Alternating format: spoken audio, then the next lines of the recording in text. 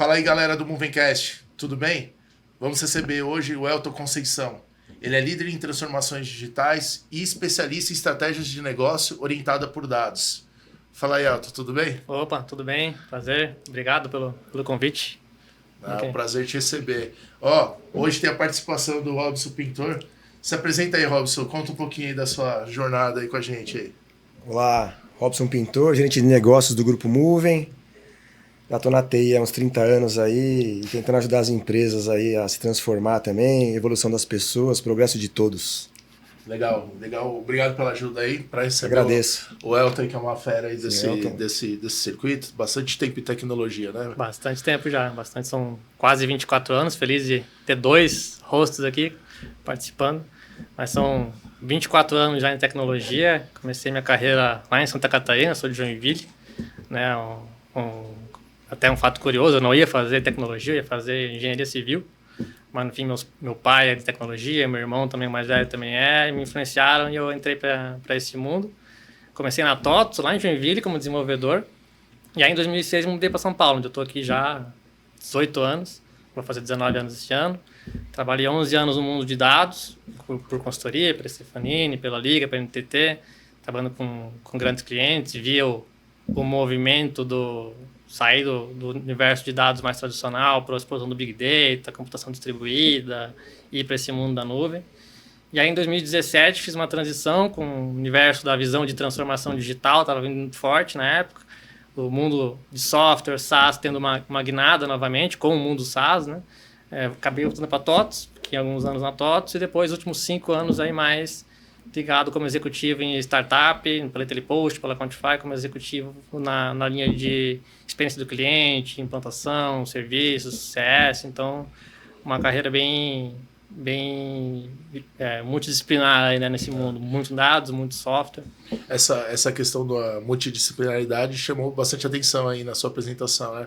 Porque às vezes a gente percebe que para trabalhar na transformação digital, em todos os detalhes, né, todas as referências, uma disciplina só às vezes não basta, né? Você começou em dados. A transição para essa questão da parte do software e depois, ao assumir essas posições de liderança, outras disciplinas, sei lá, segurança, experiência, e, enfim, outras temáticas, como que é lidar com isso? Como que é gerenciar essa quase uma mutação constante? Sim, eu até brinco que numa empresa de software eu só não fui RH e financeiro, né? Porque eu já fui desenvolvedor, já trabalhei com engenharia de dados, depois experiência do cliente, serviço, essa visão, até produtos, né? Na época da TOTS trabalhei um pouco com a visão de produto digital também, gerenciando um portfólio de 26 softwares de PDV que tinha lá. Mas acho que muito contexto é a visão sistêmica, né? Como é que você consegue olhar para o todo, ter um entendimento como essas áreas se correlacionam, como você consegue... A gente que tem, às vezes, um viés muito técnico não consegue olhar para o negócio. Às vezes, pessoa de negócio não consegue conversar com o técnico, né? Então, esse acho que é um grande desafio que você tem na indústria de software, aquela briga entre o time de desenvolvimento com o time de suporte. Cara, vai resolver meu ticket? Não vai?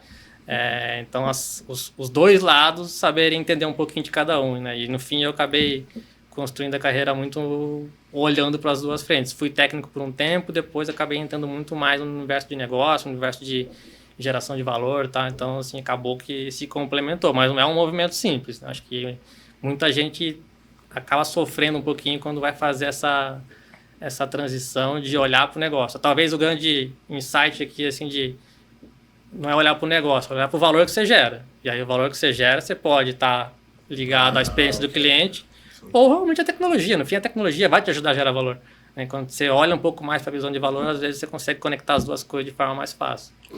Ou seja, meio que deixa a questão do se era de negócio, se a tecnologia um pouco paralela, dá um foco na necessidade do cliente, aí naturalmente você acaba permeando por algo. Aí se você está em negócio ou não. Exato, acho que é muito isso. Assim. Eu queria aproveitar, né, pegando o gancho, essa transição, essa mudança, esses olhares. O que você poderia dizer assim para nós, para o nosso público que está assistindo, as idas ao MIT ou feiras internacionais assim que você não encontrava aqui no Brasil, que te fez você ir para fora? Eu que te agregou nisso, que te ajudou nisso? Acho que eu tive assim, uma grande dois grandes momentos na minha carreira, três, na verdade, né? Mudar para São Paulo já é uma grande mudança quando você sai por mais que o Joinville seja um polo de tecnologia, não se compara com o São Paulo no contexto de oportunidade, de networking, de troca, né? Isso na época lá atrás a gente não tinha tanta questão de internet. Esse foi um movimento que me abriu muito a mente. E depois disso, eu fiz um intercâmbio em 2010 na África do Sul, na Copa do Mundo, mas eu fui estudar inglês. Prometo que eu fui estudar inglês. O importante é aquilo que a gente acredita. Exato. À tarde eu via jogo, mas de manhã eu estava estudando inglês. Ali me abriu muito a mente cara, o mundo é muito maior do que a gente vive aqui. Né? E depois disso, comecei a estudar mais. Fui para o MIT, como você falou mesmo, em 2011, 2013. Fiz uma certificação em estratégia e inovação lá. E aí lá acho que me abriu muito essa mente da visão sistêmica, da visão de proposta de valor, de, cara, muita coisa interconectada. Lá em 2013 a gente já falava de modelo de plataforma, que hoje todo mundo trabalha. Né? Então, assim, quando você fala de modelo de plataforma, você tem que conectar tudo. Você tem que trabalhar com negócio, tem que trabalhar com multi-stakeholders. Então, isso acabou me abrindo muito a mente. Assim, e hoje está mais diversificado. Para quem está em casa assim. E até para a gente aqui aprender também. Quando você fala, a gente estudou, foi um modelo de plataforma. O que seria esse modelo de plataforma e o que é indiferente ao que era antes? Ou até mesmo que é vigente agora? O que seria... Eu acho que assim, acho que a gente passou por vários momentos de transformação no mundo, né? Mas os últimos 20 anos transformaram o mundo absurdamente e a gente está vendo uma outra onda agora que vai mudar completamente ainda. Mas de 2012, 13 para cá, a internet deu boom, mas as redes sociais depois cresceram. E aí, no fim, começou-se a evoluir para cloud, especialmente. Né? Acho que cloud que conseguiu expandir esse modelo de plataforma, o que seria? A gente não tem mais aquele software empacotado, fechado, que trabalha com uma única linha de negócio e não se comunica com o exterior. Tanto como tecnologia, tanto como negócio. Aí, quando você fala de plataforma, você não é mais só um produto fechado. Você está conectado com o ecossistema. Então, as primeiras plataformas, né, no fim, acabaram sendo redes sociais, porque no fim você conecta várias pessoas em prol de um assunto, né? Não necessariamente um negócio, mas um assunto. Então, você tem múltiplos stakeholders. Numa rede social, você tem as pessoas que geram conteúdo e as pessoas que consomem. O Uber é uma plataforma porque você tem as pessoas que consomem... tem os motoristas que são a linha de negócio e as pessoas que consomem os motoristas, né? A plataforma gera esse mundo de conexão. E aí, no fim, quando você olha para software, agora você tem um software que se conecta com o outro. Eu, né, vim do mundo de e-commerce, ali fiquei 4 anos no mundo de logística para e-commerce. A gente tinha um software de logística que conectava transportadoras nesse software e conectava do outro lado as plataformas de e-commerce. Então, você tem um mundo de interconectividade muito maior, muito mais complexo, né? E aí você tem que estar muito mais dinâmico com relação a esse ecossistema. E aí, no fim, você acaba. Putz, como que eu gero valor para a ponta dos transportadores, no meu caso lá, e como que eu gero valor para a ponta do e-commerce, né? Então, você tem que gerar valor para várias pessoas, vários stakeholders. Entendi.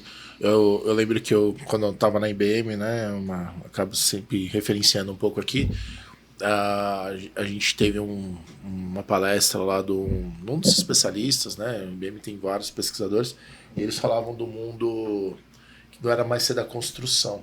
Você não precisava construir tanto mais, ficar construindo. Você fazia a composição. Sim, me parece que isso que você está descrevendo é esse cenário. Ou seja, em vez de eu ficar querendo construir tudo, sim, eu faço a composição. Isso era feito com parcerias, eram empresas do mesmo grupo, ou era numa cadeia de jornada e aí vocês iam validando.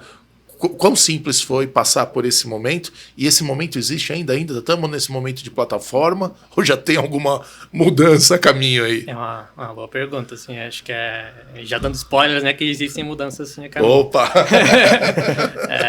Como eu falei ali, lá por 2017, quando eu fiz a mudança do mundo de dados para o mundo de software novamente, né? Para TOTS, teve o boom da transformação digital, que foi talvez o segundo passo. E ficou muito barato construir software. Né? E muita startup com dinheiro chegando de investidor. Então surgiu muitos produtos diferentes de software que atendiam uma etapa da jornada ou partes da jornada.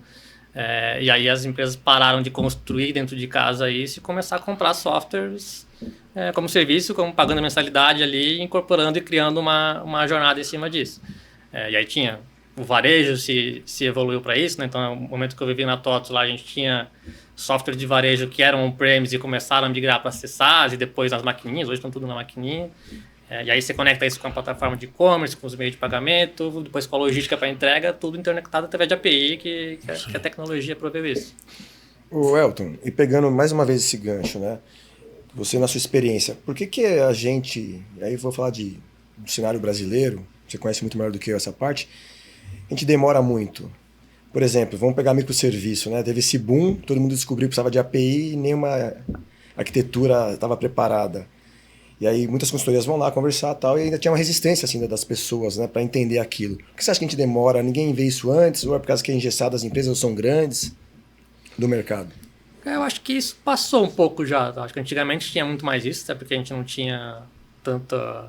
A informação não era tão difundida, mas hoje já quebrou um pouco. Mas eu digo nessa época aí, que foi a transformação de 2017, 18, 19 ali. A gente pegou muito casos assim. Eu acho que é um movimento mais cultural nosso mesmo, de ser óbvio, né?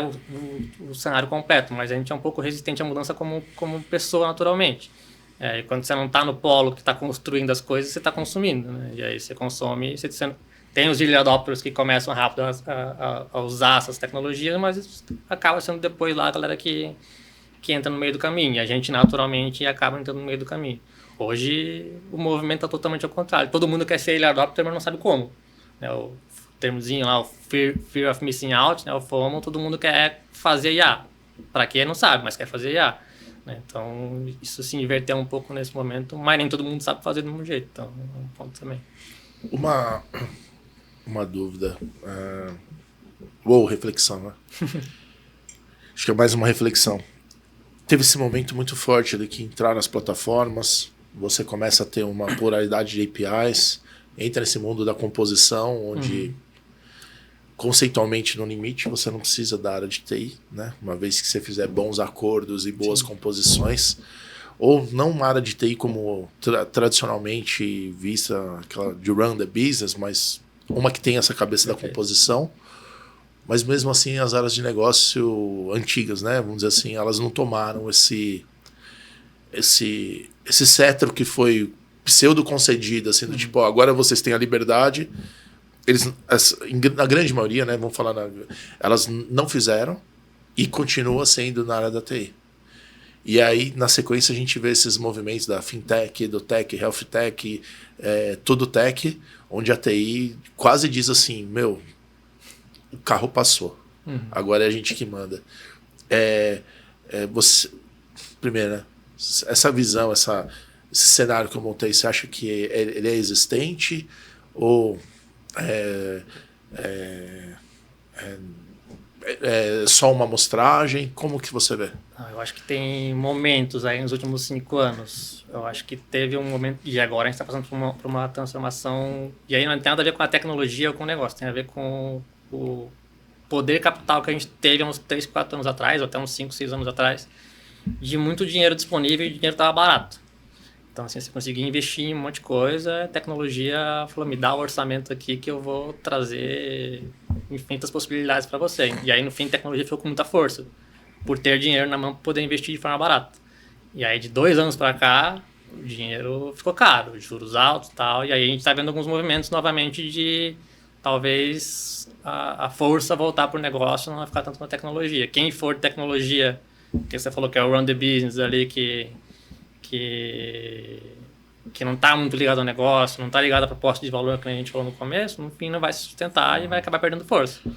Quando você junta as duas frentes, né, putz, vamos pegar o orçamento aqui que está mais restrito e vamos olhar para o contexto de negócio, o que a gente vai resolver e se vai ter tecnologia ou não é outro ponto. Baseado naquela história que você comentou, né, no começo você falou, vamos focar aqui no valor, e aí eu fiz uma transição que não é simples, né, de tecnologia para negócio. Aí vem mais uma daquelas perguntas boas, assim. Faz sentido uma empresa ter área de tecnologia atualmente? É uma pergunta bem capciosa. E vale para a mesma coisa. Faz sentido ter área de negócio? O modelo já não teria que ser um pouquinho diferente?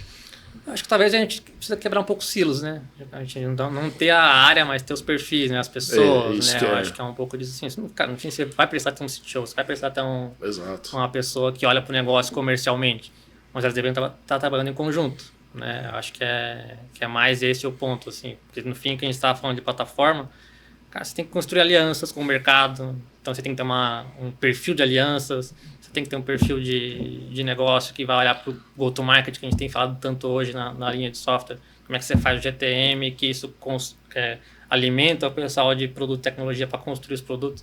Então tem que estar muito mais conectado, né? Eu acho que isso é um grande ponto. Quando você começa a falar de áreas, você começa a fazer silos, você começa a ficar burocrático, você começa a ficar... até pelo ponto que o pintor trouxe aqui, você começa a ficar mais lento na construção das coisas. Então acho que isso se as áreas devem existir, até podem existir, mas tem que trabalhar de forma diferente, de forma mais conjunta, isso com certeza. Isso, cara, seja na indústria de software, seja na indústria tradicional, que vai conectar tecnologia com o negócio, é um ponto que dificulta bastante. E aí teve aquele boom da agilidade, né? Eu vou perguntar para você onde a agilidade ajudou a gente nisso, acho que ajudou bastante, e depois onde se perdeu, que começou a ficar mais próximo às áreas. Se perdeu quando virou área. Perfeito. Eu acho que esse é o ponto, assim, né? A agilidade está muito ligada ao como você faz as coisas, né? Você ter um perfil ou não, um Scrum Master ou não, são papéis que precisam ser executados. Não necessariamente você precisa ser uma função, não necessariamente precisa ser uma área. Quando você começa a criar área, começa a criar silo, novamente você acaba olhando para o foco da área, não para o foco do negócio. Acho que é muito isso. E legal que sua pergunta remete à minha anterior, né? Porque quando a gente vê... vamos formar aqui a área tal, é a área tal, é a área tal, é a área de... Até brinco, né? Fala, eu não sei, né? Aparentemente você, né, talvez tenha sinapses rápidas também quando você olha numa empresa.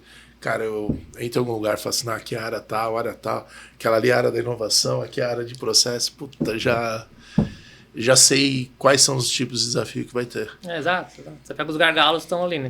Enfim, quando você começa a estruturar muito por área, eu vivi isso, tá? Não vou dizer que essa mudança de mentalidade para geração de valor me veio de uns 3, 4 anos para cá. Mas essa não é a grande mudança que as empresas têm que fazer? Com certeza. Eu sou mais incisivo. Para mim, as que não fizerem vão fechar. Sim. Você acha que o mercado já percebeu isso? Ou eles estão aguardando os grandes movimentos das grandes instituições financeiras que estão, por serem muito grandes, começaram há 10 anos atrás, estão fazendo cada vez mais? E aí quando vão despertar, né, para isso? O que você percebe? Cara, eu acho que tá todo mundo meio perdido e meio ainda embasbacado com o movimento de inteligência artificial. Assim, tem muita coisa acontecendo muito rápido e o pessoal não consegue avaliar o impacto disso no todo. Assim. Então, assim, acho que tem gente que está querendo fazer IA, tem gente que não sabe nem o que vai fazer, porque isso está mudando tudo, as formas de trabalho, a automatização, esse tipo de coisa. E acho que tem muita gente que está meio assim, cara, não sei o que eu vou fazer, não, tô com medo do que está acontecendo, e assim, a gente vive isso no dia a dia, a gente conversa muito. Mas isso muda completamente o cenário. A gente estava falando do contexto do software, né, de acoplar vários softwares, comprar vários softwares. Talvez agora IA tá permitindo você construir coisas dentro de casa, automatizar muita coisa. Soluções no-code estão muito baratas, então você consegue talvez trazer para dentro de casa e começar a construir de novo. E aí você consegue fazer isso em forma conjunta. Você tem origem em dados, né? E eu acho que provavelmente isso sempre acaba sendo Você desenvolveu, né? Você comentou que você desenvolveu outros alicerces aí, outras referências, mas acaba sendo um tema que é muito importante hoje em dia. Quando você vê um anúncio do tipo lá dos Estados Unidos, a parceria OpenAI com Oracle, o que você enxerga disso? O que você percebe isso como tendência? Que sinalização que isso dá para a galera aí? O que você imagina em relação a isso? Eu acho que tem uma questão muito forte, IA sem dados não gera valor, né? Então, assim, você acaba tendo a necessidade de ter um alicerce muito forte de dados para conseguir ter os modelos bem treinados e gerando um conteúdo que faça sentido. Então, isso é um primeiro pilar. Querer trabalhar com inteligência artificial sem ter uma estrutura, de modo corporativo, né? sem ter uma estrutura de dados muito bem estruturada, que dados você vai utilizar, para que você vai utilizar, você não vai tirar valor da AI. Eu acho que isso é um ponto. O outro ponto só é um pouco do que a gente estava falando de plataforma e do mundo interconectado. Você, no fim, tem que construir suas alianças. Então, assim, a OpenAI construindo aliança com a Oracle. Ontem já saiu a notícia, ontem ou hoje, não lembro agora, que a Microsoft já embedou o DeepSeek dentro do Copilot, então você já consegue usar o DeepSeek dentro da Microsoft, cara, isso em uma semana. Então, assim, essas sinergias, essas competições que a gente fala, né? Não tem mais competição, todo mundo coopera competindo. Então, eu acho que isso é essencial para o ecossistema. Elton, e aproveitando sobre os dados, e as pessoas que estão, a gente aqui, né, no Brasil também, no mundo, nós deixamos nossos dados aí disponível em todo lugar, estamos vendendo nossos dados aí por R$500 aí, que a gente conversou isso há alguns dias. O que você tem para dizer sobre isso aí?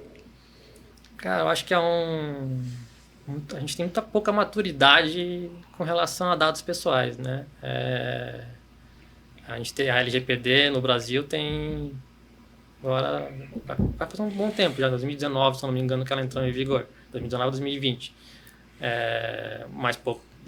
Quando você olha para a massa, né? Porque a gente vive numa bolha de quem trabalha com tecnologia tem muito mais acesso à tecnologia, ao que está acontecendo. Mas a grande massa não sabe o que é LGPD, não sabe o que é um dado pessoal, não sabe o que é PII, né? Que é a informação pessoal nossa, e não dá valor a isso. Né? E aí as empresas dão valor. A gente não dá valor ao nosso dado pessoal, mas a empresa dá. Né? Então, acho que isso é um trabalho de amadurecimento. Né? Quando a gente entender que a nossa informação pessoal tem valor, tem relação de troca. Quando você dá o seu CPF para a farmácia, você vai ter um desconto. Para você é bom. Quando você dá suas informações da Iris, como é o caso da WorldCoin agora lá da OpenAI, não, do Sam Altman, né? Você está dando seus dados da sua Iris por R$500. Tudo bem que tem toda um protocolo por trás muito forte de segurança da informação, de que seu dado não vai ser gerado para identificar você, mas você está dando seus dados pessoais para alguém que vai tirar muito mais valor do que só os R$500 que você está recebendo, né? Então, acho que tem um trabalho muito grande de amadurecimento em cima disso, assim, ainda que aí, nesse sentido, a gente está muito longe de estar pronto. Que tema que é esse aí da Iris? Esse eu não estou acompanhando. Faz um tempo já, tá, que eles lançaram globalmente, mas reparem em alguma estação de metrô se vai ter uma lojinha pequenininha do WorldCoin. É uma empresa que o Sam Altman construiu, que ele tem um robô assim, desse tamanho assim, mais ou menos, que escaneia a sua íris e pega todos os dados da sua íris. Ele está criando uma grande base de dados para fazer estudos em geral. E tentar, o foco deles é tipo assim, cada vez mais a inteligência artificial está conseguindo as máquinas, né, se identificar como um ser humano. Como é que a gente vai identificar o que é ser humano e o que é máquina? Então, os dados da íris que eles estão coletando tem um propósito muito nessa linha. Né? E aí eles criaram essas mini lojinhas em vários lugares. Eu vi na Praça da Árvore, que eu moro lá perto, mas tem outros lugares já. E eles te pagam R$500 para você colocar o seu olho lá e eles captarem os seus dados. Né? E aí a gente fala aquele negócio, quando o produto de graça, você é o produto. Lá quando você recebe dinheiro para... Imagina o que está acontecendo. Né? Então, assim, eu tenho um contexto muito forte de segurança desses dados. Os dados não vão para a empresa, não vão ser usados para coisas ruins, digamos assim. Mas no fim, você está dando seus dados por R$500. Né? E acho que com certeza a empresa vai tirar muito mais valor do que esses R$500 em cima disso. Acho que é muito essa conscientização que é um ponto importante. Você achou que era moleza, né? Já tem 1.000 aqui garantido. Você achou que era moleza aí, por onde vai essa brincadeira toda aí. E ele fez uma pergunta relativa lá do MIT. Você continuou tendo contato com a galera? Você... que tem de tendência aí que tá vindo aí pra frente, que a gente fala muito da IA generativa, né? Que é o que tá causando esse boom inteiro. Mas tem alguma outra coisa em paralelo ali que dentro, sei lá, o Gartner lá tem aquele hype cycle, né, das tecnologias. É que a IA generativa ela gera um impacto muito curioso pra gente, né?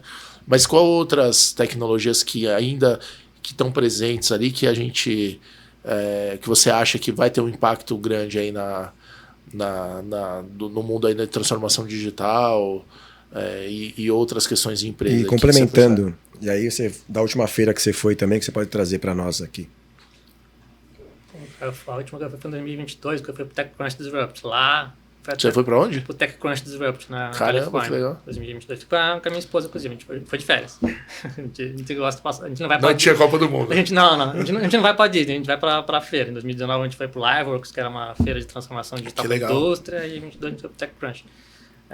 Naquela época, foi engraçado que eu não fui em 23, mas eu acompanhei o que aconteceu em 2023. Em 2022 o foco era muito health techs. Então, assim, era muita questão de saúde, muita coisa de sustentabilidade também, assim, tinha algumas questões sobre energia limpa. Eu achei, assim, fenomenal o que as startups estavam mostrando lá, não tinha nem dimensão disso.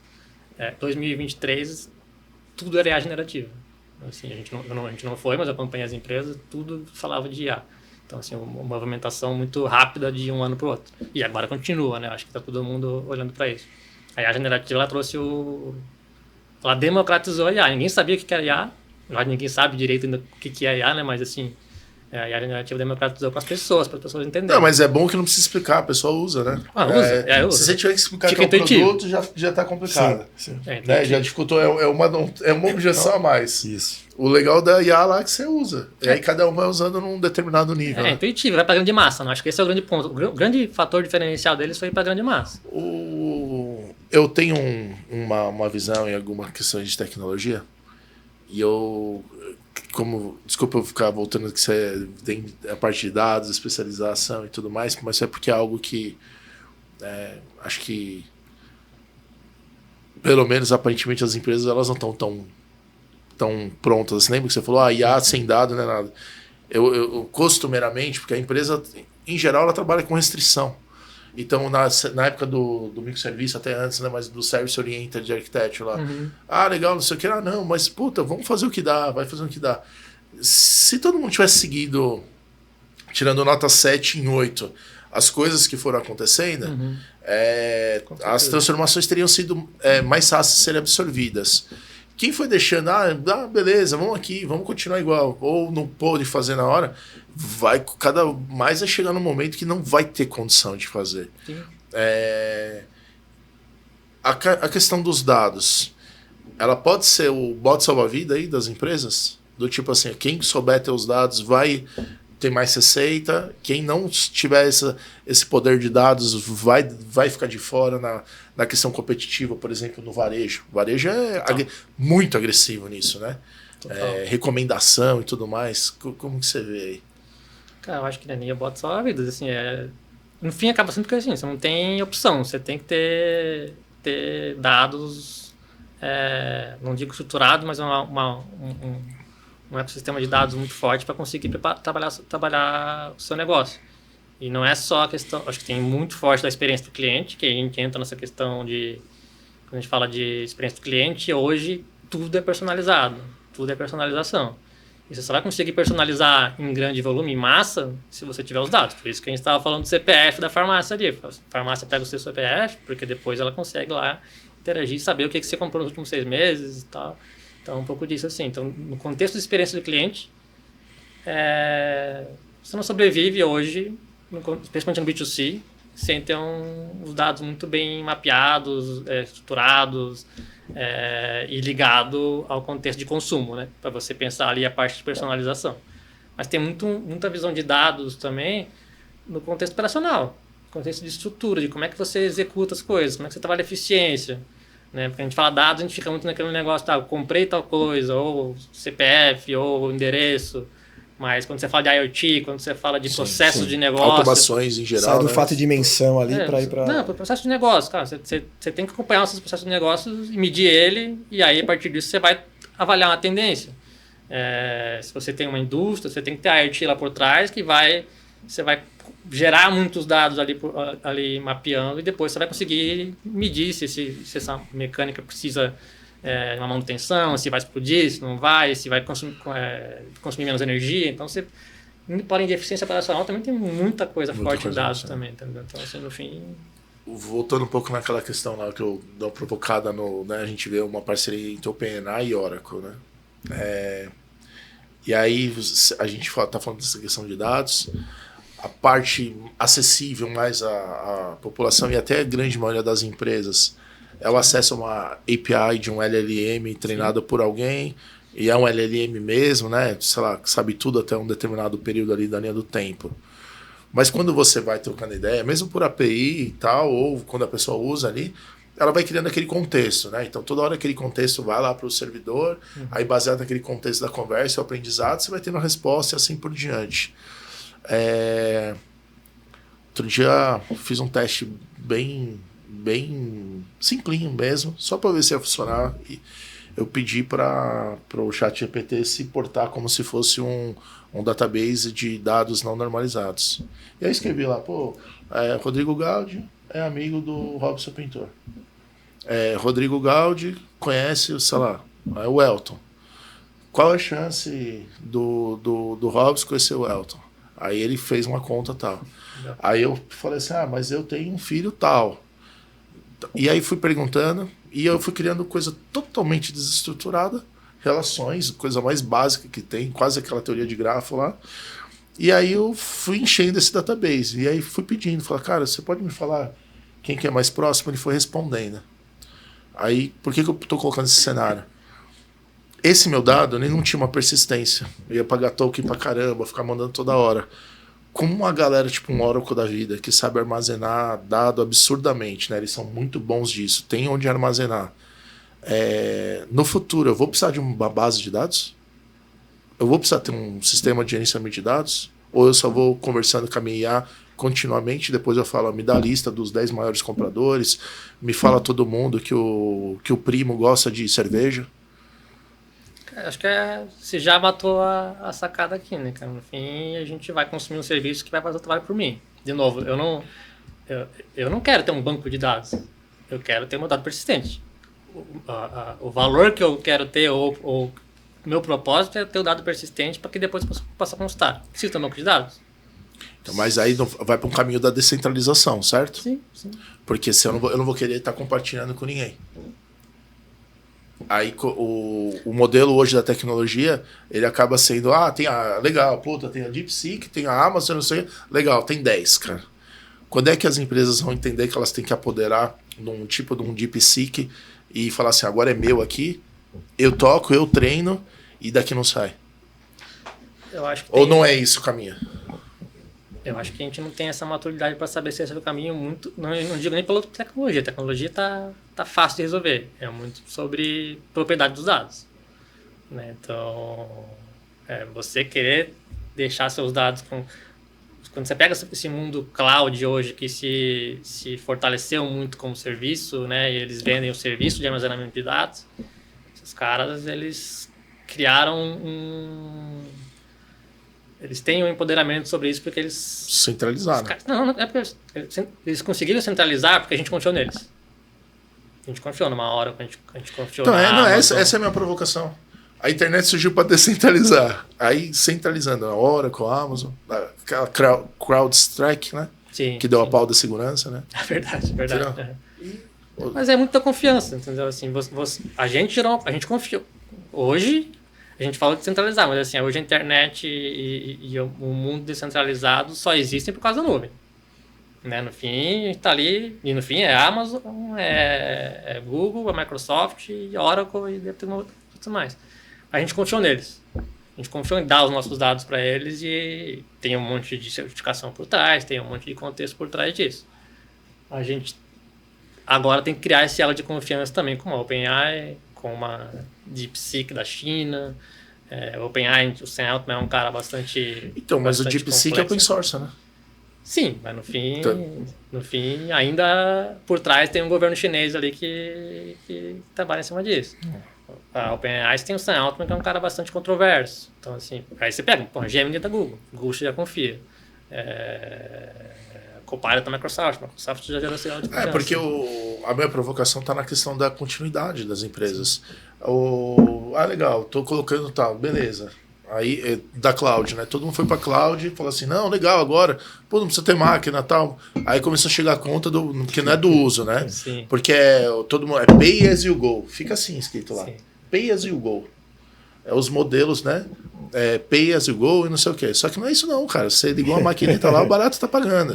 Aí você gastava R$300 para provisionar uma máquina para você, não em cloud, num data center, e você poderia fazer tudo, aí passou a 3 conto, cara. Se você não fala Finópolis hoje, né? Sim. Então, aí vem o Finópolis. Aí o Finópolis vai concluir que você tem que, sai daí, volta. É uma provocação que volta naquela questão que a gente estava falando da plataforma, né? Preciso construir plataforma. Mas não será que será? Constrói a sua plataforma com seus parceiros, ao invés de vamos todo mundo usar a mesma plataforma? Cara, vamos mandar mensagem de e-mail. Todo mundo usa o SendGrid e o Twilio para mandar SMS. Eu vou pegar esse gancho aí. Vou pegar esse gancho e... Eu não sei quanto inteligente as empresas estão sendo em usar sempre as mesmas coisas, entendeu? Eu acho que o ponto é o que a gente falou um pouco antes. Assim. Tava barato fazer isso antes.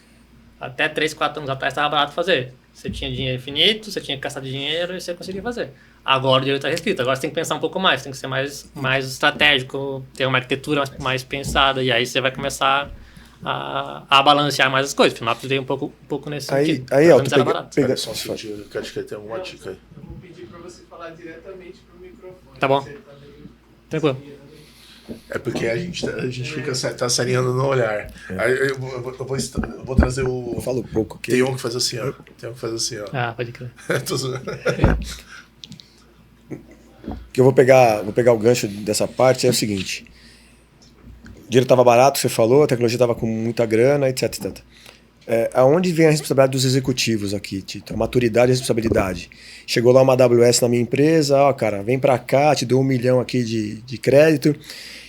Eu quero, mostro para algum board que eu economizei grana, meu time não está apto a fazer, ainda não conhece tecnicamente, alguém deixa alguma coisa solta lá, alguém processa muita coisa e gasta muito dinheiro. Onde está a maturidade do executivo para falar, não é o momento, vou entender melhor, ou vou montar um time melhor, ou vou pegar só a parte da consultoria primeiro, para depois talvez pegar esse 1 milhão de créditos aqui para esse meu projeto? Eu acho que agora começou a se cobrar mais isso, né? Um negócio que não estava tão sendo cobrado. E agora você começa a trabalhar... Começa não, né? Volta a trabalhar com business case. Você tem que comprar isso aqui baseado no quê? De novo, o que você está gerando de negócio lá no final? TI por si só não gera negócio, digamos assim, né? Você faz parte de um contexto que vai gerar negócio. Então você tem que ter um business case para comprovar que você está usando isso. Aí o orçamento é a mesma coisa, né? Então, tipo, vou usar a Amazon, mas a Amazon vai me gerar esse economia de custos, economia de escala, que lá na frente eu vou conseguir gerar uma margem maior de negócio. Você tem que olhar muito mais, e aí estava de dados, né? Olhar muito mais estrategicamente por como você analisa seus dados. Meus dados financeiros, meus dados de eficiência, meus dados de margem, meus dados de receita. Então está muito ligado a isso também. Atualmente você tá atuando no quê no mercado, né? Você tem uma história bastante longa, né? São 24 anos, você falou, né? Vou fazer 24 anos em março agora. Hoje o que você está atuando? O que você vê como... O que você vai fazer aí pelos próximos 5, vai? Eu fiz um movimento 7 anos atrás de sair do mundo de dados e ir para o mundo SaaS, né? Para o mundo de software. E até mais ou menos setembro do ano passado estava nesse mundo SaaS. Acabei saindo, tô agora entendendo o que fazer. E a gente vê esses movimentos agora que eu falei, de AI generativa, e AI como um todo, né? Não só AI generativa, essa questão do no-code, barateando muito a parte de construção de software. Né? Então, assim, esse mundo de dados, mais no-code, mais AI, eu acho que vão permitir muita coisa diferente de construção. Então, acho que isso é eu quero voltar muito para o mundo de dados novamente, entrar nesse contexto, porque eu acho que muita gente ainda não sabe preparar os dados para depois tirar o valor em cima disso. Então, estou fazendo esse movimento. Mas não acho também que o mundo SaaS vai morrer, como o Satya Nadella lá falou, o SaaS vai morrer. Eu vi só o headline, não tive a oportunidade de aprofundar. Por que ele argumentou do SaaS vai morrer? Tem a ver um pouquinho com o que eu estava comentando, do uso exagerado do serviço sem conhecimento? Eu não li o que... Sensacionalismo, né? O pessoal pegou só essa frase e falou, o SaaS vai morrer. O SaaS não vai morrer. Muita empresa SaaS vai morrer. Eu falo muito isso, assim. Acho que entra muito nesse contexto da personalização e de você conseguir começar, dentro de casa, construir software mais barato. Por conta de AI, por conta de no-code, por conta de essas conexões que a gente consegue fazer hoje e codificar mais rápido. Então, assim, putz, faz sentido eu comprar um software de mercado que tem uma infinidade de funcionalidades, mas eu só quero 2 delas e pago caro e eu pegar uma pessoa comigo aqui que vai construir isso com o meu code, com AI e vai ficar uma barata, fazer só o que eu quero, como eu quero, com a minha especialidade, às vezes compensa, né? Então, assim, compra ou constrói em casa. Antigamente estava antigamente não, 2, 3 anos atrás estava muito fácil a comprar. Agora já não é mais essa balança. Então, a balança está mais assim, posso construir algumas coisas, posso comprar algumas coisas. Acho que essa é a grande mudança do mercado. Se vai morrer, não vai morrer, mas... Ou seja, aquele eterno pêndulo. Tudo é tal, agora vamos para SaaS, aí depois volta e vai se equilibrando, aí vai pegando a normalidade. Exatamente, então acho que é isso. SaaS não vai morrer, mas muitas empresas SaaS vão morrer. Quem não se reinventa, assim como muita empresa on-premise morreu quando o SaaS se popularizou, né? E algumas empresas... Não vende o software todo, vende módulos, né? Sim, e acho que assim, modularizar muito bem o software também, mas trazer muita inteligência, trazer muita personalização. Se você não personalizar seu software, você não vai conseguir entrar no modelo de escala. Enfim, eu trabalhei muito com arquitetura, né? Peguei uma época importante aí do quando começou o PaaS, né? Do Platform as a Service, em vários segmentos. Uma das coisas que eu percebo que travou muito as empresas, ou coisas que travaram, né? Muito as empresas, foi que as empresas criaram suas soluções que conectavam diretamente numa plataforma ou num serviço. E não tinha um broker no meio do caminho. Então elas meio que criavam um contrato de casamento eterno. Sim. Então assim, eu tenho uma aplicação para mandar e-mail. O conceito era o quê? Faz sua aplicação, acessa o seu broker, seu serviço de API interna para mandar e-mail e, cara, negocia com o que tiver mais barato, melhor latência, aquele que você tiver maior parceria. E no final, cara, é e-mail, send. Acabou. A galera ia, direto. Sim. Aí o que acontece? Antes ficava travado no monolito dentro de uma máquina. Agora você também está travado. Legal, a única diferença é que eu não preciso de um negócio para mandar e-mail. Aí você fala, mas por que eu não tenho meu servidor de e-mail que manda aqui? Não, é porque o Amazon bloqueou a distribuição de e-mail blacklist se não tiver... Entende? Sim. Os caras controlam, cara. Sim. Tenta criar um servidor de e-mail. Era a coisa mais simples no Linux, cara. Você ia lá, sudo apt-get install, aí dava lá 3 comandos lá, você tava com um servidor de e-mail no ar. Hoje em dia, se você faz isso, você tenta mandar um e-mail, a própria operadora já bloqueia. Você não tá na blacklist. Cara, não tô mandando e-mail. Enfim, eu vejo que assim, muita coisa surge tipo DeepSeek, que é open source, que funciona, é aberto. O plataforma as a service, grandes plataformas as a services do mercado, em geral, são baseadas em soluções open source, Sim. com uma capinha. Sim. Entendeu? Quem é do mundo sabe. No mundo de dados, cara, se você for pegar a base que a AWS, a Google e a Microsoft trabalham, a própria Databricks também, né? Cara, lá atrás, 2013, 14, 15, ali, quando o Big Data estava explodindo, era tudo Apache, né? Era tudo Hadoop. Hadoop. E aí, no fim, surgiu lá na época Cloudera, Horton, que se juntaram depois. Aí, no fim, você cria... Óbvio, você traz uma bagagem enterprise, você tem suporte e tal, mas você fica preso a alguma tecnologia. E aí, depois, a Amazon, por DynamoDB, é uma evolução dos NoSQLs que já existiam. Eu não sei se era o Dynamo, se era o Cloud, cara, que era o CouchDB com outro nome. Exato. Então, assim, se você quiser construir toda essa base dentro da AWS de dados, você consegue construir. Você falou, vai ser mais caro, você vai ficar preso.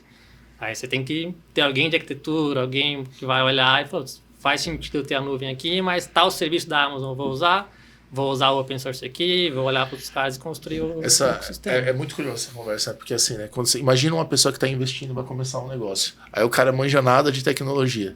Não, eu estou jogando no limite. Sim. Pô, pra você contratar um arquiteto hoje, cara, o cara cobra 25 pau por mês para trabalhar para você no mínimo. E assim, é o valor dessa profissão atualmente. Aqui em São Paulo é de 20 a 25 pau, e se você achar. que acontece? Como é que um cara que está começando uma jornada, ele não vai conseguir fazer isso? O que ele vai fazer?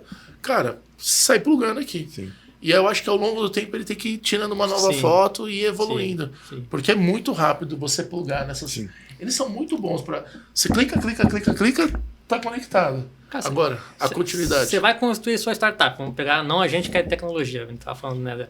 Uma pessoa que é de negócio, uma pessoa da área de finanças, da empresa que eu trabalhava antes, ou no caso da empresa que eu trabalhava antes, logística. Eles não eram técnicos, eles eram do segmento de negócio. Pô, como é que eu vou subir um produto para o mercado, construir uma arquitetura? Essas provedores conseguem te dar isso rápido, beleza? Você consegue fazer o seu MVP rápido e no mercado. Mas agora escala. Se você for escalar com esses caras, vai ficar caríssimo. Então, assim, aí você tem que ter alguém, um arquiteto, que você vai pagar um pouco o salário que a gente estava falando aqui agora para ele, mas ele no fim vai te ajudar a construir e, pô, agora vamos sair desse modelo aqui, vamos para um outro modelo de mercado. Acho que essa nossa conversa pode ser até um caminho, uma dica aí para quem está acompanhando, né? No começo, ou numa teste de um novo produto, uma hipótese. Total. Cara, faz ali remenda, joga pra lá, puta, meio que sem segurança num ambiente apartado. Sim. Deu certo, aí pensa um pouquinho diferente. Exato, né? exato. Pra começar é muito fácil, né? Pra começar é bom, mas depois você vai escalar, você vai precisar... O dinheiro na infinita, esses caras são bem caros, então você tem que começar a pensar melhor a arquitetura em cima disso. Ô Elton, a gente tem um momento aqui que a gente roda um game que dentro desse mundo digital, aí, dessas sopa de letrinhas aí, que a gente joga randomicamente aqui e vamos ver o que vai sair aqui pra gente bater um papo, tá? Bora. Aí, cara, é tipo jogo rápido, assim, ó, tema tal. E o legal é que acho que a gente tocou vários deles, né? Vamos ver se vai sair. No fim volta, né? Vamos ver se vai sair algum deles aí. Vamos ver o que vai sair pra cultura de inovação. Pô, acho que esse é um tema que você até deixa claro no seu LinkedIn e tudo mais. O que você enxerga essa questão da cultura da inovação? Como que você vê as empresas, as pessoas nesse contexto, o ambiente do Brasil? O que você pode contar um pouquinho para a gente sobre essa questão de ter uma cultura de inovação? Eu acho que, primeiro, que isso é essencial. Cultura é um bom termo, né? Assim, precisa fazer parte da cultura da empresa inovar. Não pode ser uma área, como a gente estava falando antes. Quando você tem uma área de inovação, o resto da empresa não inova. Então, acho que isso é um contexto importante. As pessoas têm que pensar em inovação, e não pensar em inovação no contexto disruptivo. É importante, tem que olhar para o contexto disruptivo, mas a inovação está no seu dia a dia. Cara, inovação de melhoria contínua, de aprender coisa nova, de pensar diferente, de se provocar, acho que isso tem que fazer parte da cultura da empresa em todas as áreas. Você está no RH, você está no financeiro, você está na área operacional, na área de tecnologia, não são negócios... Quando você fala de ser disruptivo, nossa, não precisa fazer aquela... Não é fazer o drone ou o foguete da ré, ou o drone da cambalhota, é dentro de um processo, no dia a dia. Cara, os seus processos, você tem muita coisa para melhorar o tempo inteiro. Acho que esse é o grande ponto. Não adianta... Não preciso inventar o DeepSeek, eu posso vir aqui... Usar o DeepSeek, talvez. O DeepSeek para melhorar meus processos. Isso já é uma baita inovação olhando para o contexto das empresas, do seu dia a dia. Então, acho que é muito isso, assim, inovação... Você pode trabalhar inovação em momentos, assim, né? Óbvio, você tem que dedicar um esforço da sua empresa para como ela vai ser daqui a 5 anos. Ah, ok. Senão, tem que ter uma certa estratégia aí, você tem que estar olhando. Eu gosto muito de trabalhar com aquela visão de etapas, né? Você tem 3... Esqueci o termo agora, mas assim, você tem 3 momentos de inovação. Você pega uma parte do seu orçamento agora e pensa na sua empresa para daqui a 5 anos. E você pensa no portfólio da sua empresa para daqui a 5 anos. Você não destaca uma área para isso. Você destaca tempos do seu momento de pensamento para pensar daqui a 5 anos. Outra parte, você está aqui nos seus próximos 3, 4 anos, você inova agora. Você precisa inovar agora. Você precisa também estar melhorando seus processos, melhorando sua eficiência. O Elton, então, pegando a cultura que você está falando, será que a gente ainda está muito na cultura que inovação, pensando como era a indústria antigamente, está na área de P&D apenas ali? É isso ainda? Acho que tem muito disso ainda. Assim, acho que E, de novo, quando você tem uma área de inovação, você mata a inovação do restante da empresa, né? Então, acho que é a gente olhar a inovação como uma parte cultural, não como um processo da jornada, né? Ela não é uma parte só, ela faz parte do todo. Eu costumo falar, né? Você tem área de inovação. Às vezes eu penso que o primeiro nível de maturidade é ter a área. Aí depois você vai explorando aí continuamente. É que a área de inovação, ela não estou dizendo que não tem que existir, tá? Ela pode existir. A área de inovação, ela vai pensar é o que eu falei, pensar os próximos 5 anos. Sim. Então você está destacando um tempo ou um esforço do seu orçamento, inclusive, para olhar para os próximos 5 anos. E nem precisa ser área, talvez, né? Pode ser um comitê, né? Pode ser um comitê, pode ser algo mais soft, né? Pode ser uma tribo, sei lá, uma tribo não, como é? Uma guild, né? Que o pessoal fala. Não precisa ser algo rígido ali da operação. Exato. Então, assim, pra você pensar lá na frente é importante, você tem que ter isso. Mas inovação, você tem que inovar no seu processo agora. Como é que eu melhoro meu processo? Como é que eu melhoro, como é que eu trago ideia diferente? Como é que eu olho pro valor do meu cliente diferente? Isso também é inovar. Acho que é muito isso. Não, show. Vamos ver o que tem. Quer uma pergunta? Vamos Não. Próximo? Vamos, bora. Olha, parcerias e ecossistemas digitais. A gente falou um pouco na questão de sistema, né? De ter essa questão das plataformas, integração. A gente vê bastante o mundo fazendo essas collabs, né? Literalmente nos negócios, né? Eu até tô, né? Meu tênis é uma collab, né? É da Adidas com a Lego, né? Isso. Por que tá, na sua visão, por que tá acontecendo bastante isso? Por que a gente vê também, às vezes, uma percepção legal? A gente fala, pô, que coisa maneira. Você sabe dizer pra gente que estratégia que tá por trás dessa questão aí, dessas collabs, essas parcerias digitais e tudo mais? Essa questão de collab é muito legal. Eu gosto, pintor também, mas eu gosto muito de Fórmula 1. Certo. E aí, a Fórmula 1, até 5, 6 anos atrás, tava uma decadência, assim, né? Ninguém falava mais disso, ninguém olhava muito não tava legal acompanhar e tal, assim. E aí a Fórmula 1 foi vendida para uma empresa americana e aí eles começaram a mudar completamente o marketing, a exposição da Fórmula 1 como mercado. A primeira coisa foi uma collab, digamos assim, né? Teve por trás um contexto financeiro com a Netflix. A Netflix criou uma série, né? Tem as 6 temporadas, que é o Drive to Survive, que mostra os bastidores da Fórmula 1. Cara, isso conectou com a pessoa, conectou com as pessoas.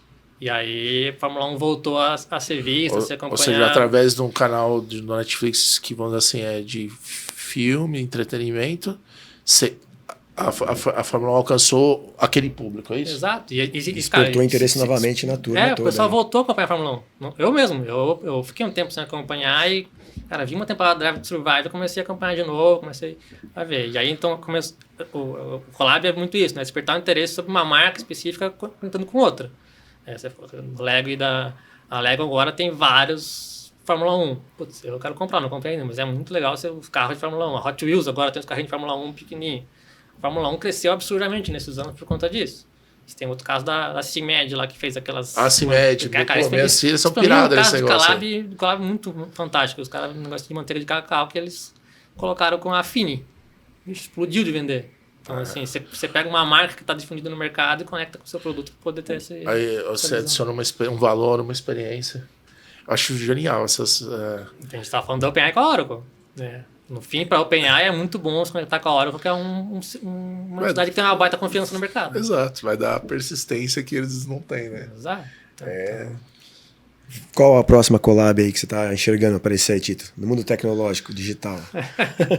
Cara, não sei, agora tem as collabs governamentais, então assim, não... Eu tô vendo, você comentou que quando você foi num dos eventos que você comentou, que acho que de 2022, né? Que você participou, que tinha muito de health, a indústria da saúde tá verticalizando, né? Absurdamente. Verdade. E a collab que tá tendo agora, pelo menos aqui no Brasil, já tem 2 collabs muito fortes, que é entre empresa de convênio, de hospital e clínica. Porque em vez de eles fazerem um M&A, vamos dizer assim, eles estão juntando e estão criando um novo negócio. Por quê? Porque o modelo... Vou pegar a analogia da Fórmula 1. A Fórmula 1, como era, ou como estava, ela era limitada ali, né? Ela tinha pouco valor agregado. A experiência de uso era baixa. Vai para um novo caminho, você muda tudo. Você cria novos serviços, né? A gente vê aqui no Brasil o modelo da saúde. Cada 2, 3 anos a gente ouve, não sei quem vai falir, não sei quem vai não sei o quê. A galera abusando do convênio, usando o convênio errado. Se não mudar, não tiver uma mudança, vai acabar, não vai ter. Inclusive, eu acho que as farmácias aí em breve vão ter novas utilidades aí. A farmácia está virando empresa de saúde agora, né? Isso aí. Elas não são mais. Então é esse farmácias, movimento, elas são empresas de saúde. Ó, sabe uma collab que tá bombando absurdamente? Essa daí é pra galera do mercado financeiro. Eu sempre comentei, os caras, não sei o que, tal, mano, não sei. Pra quem não tá dentro de uma vibe dessa do digital e do collab, às vezes projetar é difícil. O Nubank, mano, fechou a parceria com o Oxxo no México. Oxxo, sei lá como chama aquela parada lá. O que eles estão fazendo, mano? O caixa do Oxxo faz transação agora. Você pode pegar dinheiro, não sei o quê. Sabia disso não. Cara, só na rua que eu moro tem 3. Virou caixa eletrônico. Que é o princípio que mais acontece no Brasil. Qual é o sistema de ponto financeiro mais usado no Brasil, você sabe? É a lotérica. Sim, é verdade, agora sim. Verdade. Aí os caras estão distribuindo Oxxo em todo lugar. Faz a parceria, que é uma collab. Ah, não sei o quê, porque, cara, é um banco digital que vai estar em cada esquina, porque a Oxxo, eu não sei na região de vocês. Eles põem, às vezes, na mesma rua. Sim. Sim. Porque é uma guerra por presença física. Você já viu isso aí? A ideia deles eu não sei exatamente a distância, tá? Você não pode estar distante de uma Oxxo em mais de 1,5 km. Isso daí deve ser baseado em dados, né? Eles fizeram total. algum estudo aí, Total. né? Isso, óbvio que na Grande São Paulo, não sei se no Brasil não deve estar tão difundido assim, mas na Grande São Paulo você não pode estar... A ideia deles é que você não pode estar a mais de 1,5 km de uma Oxxo. Certeza, tem uma baita estudo aí, né? A relação quantidade de habitante, região, potência de valor. E aí agora você, ao mesmo tempo, você não tá longe de um Nubank a cada 1,5 km. No Brasil acho que eles não ativaram, foi no México, mas Mas mesma coisa lá. Se era um cara, banco qual digital... que é a diferença? A cultura mexicana não é tão Muito diferente lá. da nossa. Sim. Exatamente. Que legal, entramos numa vibe boa desse daí, né? Eu lembrei Boa. O da F1 é bom mesmo. Cara, muito louco. Passa a tomar um café, já pegar o dinheiro e paga o café. Dogs. Vim tomar café. Tem dinheiro? Não, saca aí pra mim. Tá, Então, paguei. o cashback, né? Faz o cashback, né? Mais ou menos isso. Vamos ver qual que é o próximo item? Eu gosto quando sai pra cá, assim, ó. Organização e estrutura. Acho que isso a gente pincelou mais ou menos e tal. Acho que a pergunta principal é: as empresas estão organizadas de forma a poder atender aquele conceito que você está falando assim, focar no cliente, ter o CX/UX como alvo e daí em diante se estruturar? Não. Cara, eu acho que não, assim. Eu acho que, de novo, a gente estão muito departamentalizadas e eu vivi um pouco isso no mundo do software também, assim. Quando você entra, você olha os processos estão criados para resolver a dor da empresa e não do cliente. Aí você precisa desenhar a jornada, entrar com CX, entrar com UX, olhar para a jornada do cliente e depois disso você entrar com os seus processos de negócio com as suas áreas. As empresas constroem o contrário, né? Ela constrói a empresa e depois vai ver que valor que resolve. A empresa tenta se expor de dentro para fora, Exato. né? E fazer o usuário usar. Exato. Aí você perguntou, ó, não estão, né? Você vê que as empresas estão buscando essa reestruturação? Cara, eu acho que elas no fim não estão. Elas acham bonita a experiência do cliente, acham legal, mapeiam a jornada, mas depois na hora que eles de novo distribuem isso dentro de casa, distribuem em Ciro de novo. Exato. Tá, então acho que isso é um amadurecimento normal, tá? Eu acho que eu amadureci muito como profissional em cima disso nos últimos 2-3 anos também. Eu não tinha essa visão e a gente vai aprendendo e vivendo e apanhando eu vai tô um tempinho, mas isso aí tem uns 10 que eu tô nessa pegada aí, já passei muito em tema e eu vejo que as empresas não entendem ainda isso, a importância. Não. Porque se elas não alinharem com essa questão do cliente, elas não alinham a plataforma, não alinham o OKR, não alinham nada. E aí não adianta criar camada de convivência do tipo, não, é que eu faço OKR, não sei o que. Eu faço, é puxadinho.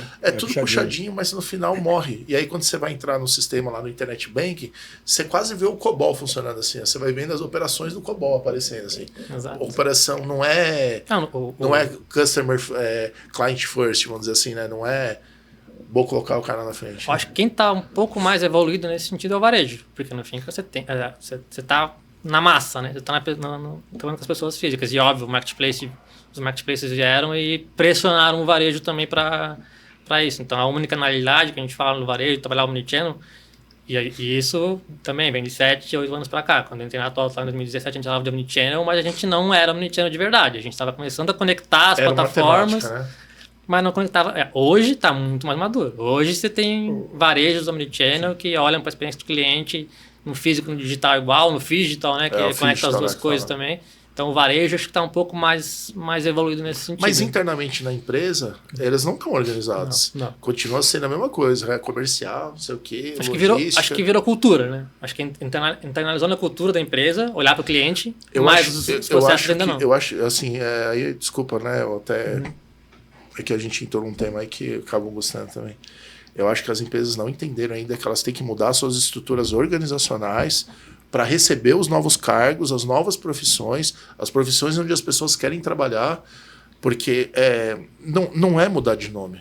Não é pegar uma área e mudar de nome. Eu brinco, né? Para você receber um cliente lá, eu falo que a empresa tinha que ter uma área chamada encantamento do cliente. E aí o que vai fazer ali? Cara, tenho a menor ideia, mas o propósito é encantar o cliente. Aí você começa a entender os serviços, aí você vai ver os sistemas, aí você vai ver o processo.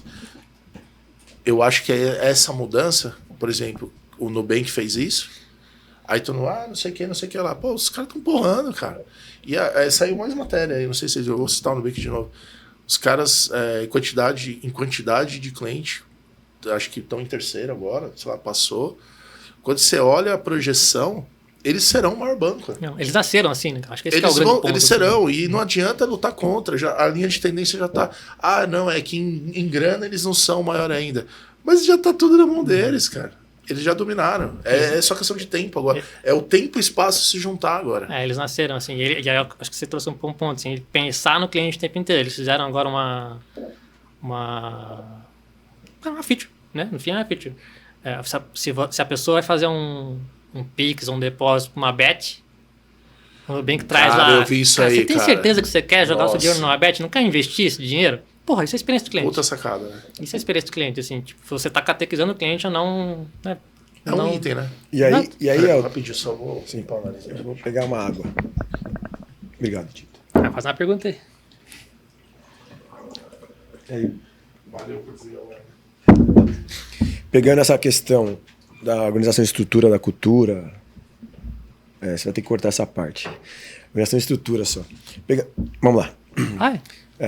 Elton, a questão da organização e estrutura, né? A gente trabalhou numa empresa, não vou falar aqui o nome, que tinha uma área, não sei se você vai lembrar disso, tinha um lab e tinha antropólogo, filósofo, naquela empresa japonesa. Eu não lembro que tinha essas áreas. Então talvez você não lembre. Mas tudo bem. E aí, cara, era legal, porque era justamente isso, para pegar pensando no cliente na ponta. Porque tava sempre os mesmos executivos, aquele mesmo mindset. E era interessante, porque eu ia lá conversar com eles e realmente, cara, tem um antropólogo lá, cara. Na minha cabeça, o antropólogo é o Indiana Jones lá, cara, escavador lá no Egito, né? E foi justamente para isso, começar a mudar essas questões aí. E até pegando esse exemplo do Nubank que foi dado aqui, né? Você não quer apostar, eles criaram na Espanha um aplicativo para um banco que realmente, quando você estava com grana, aparecia uma cara feliz. Quando você acessava o aplicativo e estava negativo, uma cara triste. Você acha que tem que sair de uma onda de modismo, vou trazer uma galera aqui porque é mais hype ou mais alguma coisa, ou pensar nesses perfis assim que você fala, vou trazer um filósofo aqui, um antropólogo, tudo contribui? Tudo você acha que contribui? Eu acho que no fim contribui. Eu acho que o grande ponto é, de novo, assim, sair do hype, sair do é legal fazer a experiência do cliente, pro experiência do cliente me gera valor, me gera receita. Entendeu? Assim como a agilidade, antigamente, cara, ele está me ajudando no meu processo todo, gerar receita, gerar valor, reduzir custo. Eu acho que é muito isso, assim. Cara, a experiência do cliente é essencial para você ser sustentável no médio e longo prazo. Você vai fazer um produto e começar a vender ele agora. Você pode até ter um ramp-up bom ali, mas se você não tiver uma boa experiência do cliente no contexto geral, seja no B2B, seja no B2C, você vai perder esses clientes ou você não vai crescer, entendeu? Então, acho que é muito nesse sentido. Quando você sai do movimento hype, que a gente está falando do Gartner, do Hypercycle, do movimento hype para um movimento de geração real de valor, de dinheiro, de receita, de redução de custos, que é o ponto que faz sentido. Sim. Agora é minha vez de falar disso. Agora é que deu para dar um corte nessa. Que é gelado. Vamos no próximo item lá?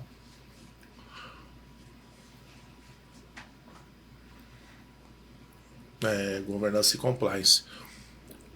a governança, o Brasil, né, tem uma... Não é um país forte em questão de governança, né? Corporativamente falando, a gente tem os exemplos aí de empresas que estão mais avançadas nisso, obviamente, até por questões, principalmente de empresas abertas e tudo mais. Mas, no meu entendimento, acho que poderia ser mais ampla a questão da governança, não de auditoria. Sim, sim. Eu estou falando governança em termos gerais. Aí. Como que você vê essa questão da governança compliance? Tem muita coisa surgindo, né? Como a gente falou, LGPD é um tema, aí não sei o que, agora tem o processamento, aí tem integração, você não sabe se o dado está aqui, onde que está. Você fala, estou fazendo uma chamada, mas você não sabe se o cara está guardando e vai acumulando ao longo do tempo. Tem questões de cyber, né? Também que expõe. Enfim, é um tema que dado alguma ocorrência, pode acabar com uma empresa, né? No limite, assim. Sim. Como que tá isso daí, cara? O que você já passou? O que você já se preocupou? Quando você teve em posições que esse tema era um tema relevante, como você organizava? É uma área ainda ou também a galera está sendo bem capacitada para isso? Eu acho que existem papéis hoje, né, que estão muito ligados a esse tema de governança no contexto do processo de negócio e no contexto tecnologia. Acho que está cada vez crescendo mais, o ponto que você trouxe bem importante de segurança de informação, de cyber, que eu acho que cada vez mais é protagonista dentro das empresas, né? Você precisa ter essa garantia de confiabilidade, que você não vai ser invadido. Invadido você vai ser, né? Como é que você vai se remediar para não... Pode crer. Cara, não tem jeito, cara. Não sofra. Como é que você vai conseguir que ele pegue o menos informação possível, né? Mas assim, invadido você vai ser porque não tem jeito. Não te interromper, mas só uma curiosidade. Tem um colega muito, muito importante assim, na minha vida. Ele trabalha na B3, né? Aí eu para quem trabalha em essas empresas muito grandes, eu sempre pergunto. Eu falo, cara, eu entendo tudo, firewall, essas paradas todas, mas na boa, mano, tem algum lugar que tem um botãozinho que tu aperta e tudo desconecta? Porque deve dar um cagaço, né, cara? Tomar, né? Tá tudo operando ali.